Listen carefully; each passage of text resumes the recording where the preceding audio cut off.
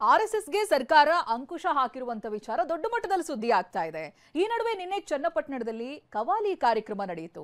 Dance ಮಾಡ್ತಾ ಮಾಡ್ತಾ ಪೊಲೀಸರ ಮೇಲೆ ಹಣ ಎರಚಿದ್ರು. ಆರ್ಎಸ್ಎಸ್ ಪಥ ಸಂಚಲನದ ಮೇಲೆ ಕ್ರಮ ಕೈಗೊಳ್ಳುತ್ತಾರೆ.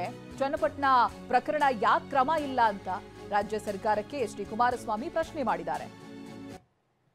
ಈಗ ನಾನು ಕೇಳತಕ್ಕಂಥದ್ದು ಪಥಸಂಚಲನದ ವಿಷಯದಲ್ಲಿ ಪಥಸಂಚಲನ ಮಾಡಬಾರದು ಅಂತ ನಾನೇನು ಹೇಳಕ್ ಹೋಗಲ್ಲ. ಪಥಸಂಚಲನದಿಂದ ಎಲ್ಲಾದರೂ ನಾಡಿನಲ್ಲಿ ಅಶಾಂತಿ ಮೂಡಿಸಿದಾರ? ಅವರೇನೋ ಒಂದು ಮೊದಲಿಂದ ಮಾಡ್ಕೊಂಡ್ ಬಂದಿದ್ದಾರೆ ಸುದೀರ್ಘವಾಗಿ, ಅದನ್ನು ಮುಂದುವರಿಸ್ಕೊಂಡು ಹೋಗಿದ್ದಾರೆ. ಈಗ ಅದಕ್ಕೇನೋ ಒಂದು ಮಹತ್ವ ಕೊಟ್ಕೊಂಡು ಹೊರಟಿದ್ದಾರೆ. ನಾನು ಮೊನ್ನೆ ಹಾಸನದಲ್ಲಿ ಹೇಳಿದೆ, ಇವತ್ತು ಮಹಾತ್ಮ ಗಾಂಧೀಜಿ ಅವರ ಒಂದು ಗುಂಡಾರಿಸಿದಂಥ ಪ್ರಕರಣ ಏನಿದೆ, ಆ ಸಂದರ್ಭದಲ್ಲೇ ನಿಷೇಧ ಮಾಡಬೇಕು ಅಂತ ಹೋಗಿ ನೆಹರು ಅವ್ರ ಕೈಯಲ್ಲಿ ನಿಷೇಧ ಮಾಡೋಕ್ಕಾಗಲಿಲ್ಲ. ಪರ್ಮಿಷನ್ ಯಾಕೆ ಕೊಟ್ಟರು ನೆಹರು ಅವರು? ಮತ್ತೆ ಅವರಿಗೆ ಆಗಲಿಲ್ಲ.